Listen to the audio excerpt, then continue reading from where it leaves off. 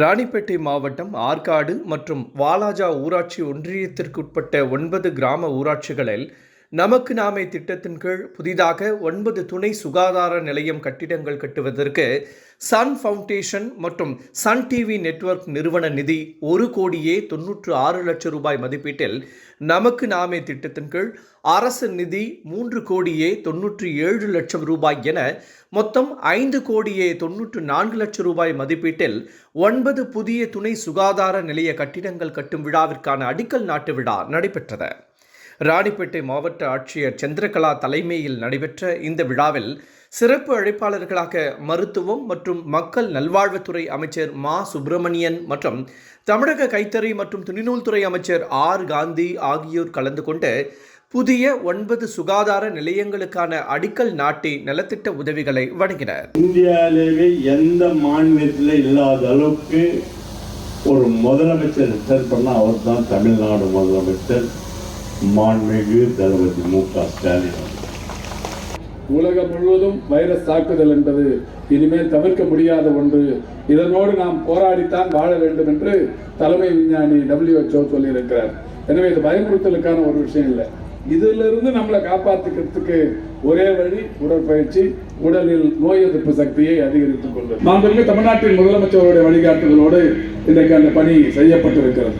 அதாவது இதயம் காப்போம் என்கின்ற இந்த ஒரு திட்டம் என்பது என்னவென்று சொன்னால், இந்த அந்த இதய பாதிப்புகள் இப்போ இந்த கிராமத்தில் வருது, யாருக்காவது ஒருத்தருக்கு இருக்கு, இமிடியேட்டா இந்த முதல் கோல்டன் ஹவர்ஸ் என்று சொல்லக்கூடிய அந்த முதல் 1-2 மணி நேரத்தில் அவருடைய உயிரை பாதுகாக்க வேண்டும். இப்போ இங்கிருந்து நீங்கள் வேலூருக்கு அடுக்கம்பாறை ஆஸ்பத்திரிக்கு போகிறதுக்கு முன்னாடி அந்த 2-3 மணி நேரம் அல்லது 1.5 மணி நேரம் இதுக்கு இடையில என்ன போனாலும் நடக்கிறதுக்கு வாய்ப்பு இருக்கு. இது பரவாயில்ல, பக்கத்தில் இருக்கு. இன்னும் தள்ளி இருக்கிற மலை கிராமங்கள் அல்லது குக்கிராமங்கள் அங்கே இருக்கிற யாருக்காவது இந்த இருதய பாதிப்பு அவங்களோட நிலைமையை யோசிச்சு பார்க்கணும். அந்த மாதிரி இப்போ அவங்க போய் அங்கே இருக்கிற ஆரம்ப சுகாதார நிலையத்திலையோ இப்போ இங்கே கட்டப்படுற 9 துணை சுகாதார நிலையங்கள்லையோ இதுக்கு முன்னாடி அதுக்கு இருதய பாதிப்புகளுக்கு மருந்து கிடையாது. இப்போ மருந்து இல்லை, என்ன பண்ணுவாங்க?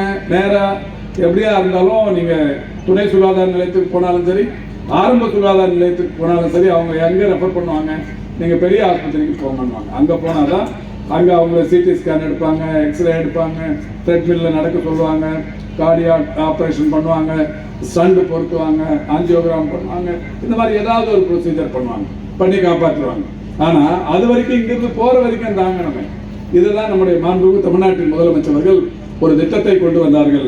அந்த திட்டம் தான் இதயம் காப்போம் என்கிற திட்டத்தின்படி 2023ஆம் ஆண்டு ஜூன் மாதம் 27ஆம் தேதி நானும் இந்த துறையின் அதிகாரிகளும் சென்று கோவை மலுமிச்சம்பட்டி மதுக்கரை ஒன்றியத்தில் மலுமிச்சம்பட்டிங்கிற ஒரு ஊரில் போய் ஒரு திட்டத்தை தொடங்கணும்.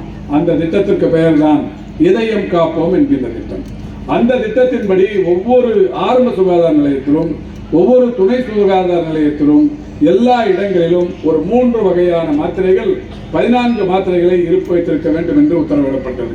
இப்போ கூட இங்கே வந்த உடனே இந்த ஊரில் இருக்கிற இந்த துணை சுகாதார நிலையத்தில் இந்த இதயம் காப்போம் மருந்து இருக்கான்னு கேட்டேன். இப்போ இருக்குன்னு சொல்லி ஒரு பாக்ஸ் அனுப்பியிருக்காங்க. இதுதான் அந்த சின்ன பை. இதில் 14 வகை மாத்திரைகள் இருக்கும். Aspirin, clopidogrel, atorvastatin. Aspirin, clopidogrel, அட்ரோவாஸ்டாட்டின்ங்கிற இந்த 3 வகை மாத்திரைகள் 14 மாத்திரைகள் இருக்கும். இந்த 14 மாத்திரையை இருதய பாதிப்புன்னு போன உடனே இது கொடுப்பாங்க. இதை எடுத்து நீங்கள் உட்கொள்ள தொடங்கினால் அதுக்கப்புறம் அந்த கோல்டன் ஹவர்ஸ் சொல்றோம்ல, இதிலிருந்து நம்ம உயிர் காக்கப்பட்டு அங்கே போய் நம்ம காப்பாற்றிடலாம். இந்த நிகழ்ச்சியில் மாவட்ட ஊராட்சி குழு தலைவர் ஜெயந்தி திருமூர்த்தி, திட்ட இயக்குனர் ஊரக வளர்ச்சி முகமை ஜெயசுதா, மாவட்ட சுகாதார அலுவலர் செந்தில்குமார், ஒன்றிய குழு தலைவர்கள் புவனேஸ்வரி சத்தியநாதன், வெங்கட்ரமணன், ஒன்றிய குழு துணைத் தலைவர் ஸ்ரீமதி நந்தகுமார், நகரமன்ற தலைவர்கள் தேவி பென்ஸ் பாண்டியன், சுஜாதா வினோத் மற்றும் தேர்ந்தெடுக்கப்பட்ட உள்ளாட்சி அமைப்பு பிரதிநிதிகள், திமுக நிர்வாகிகள் மற்றும் பொதுமக்கள் பலர் கலந்து கொண்டனர்.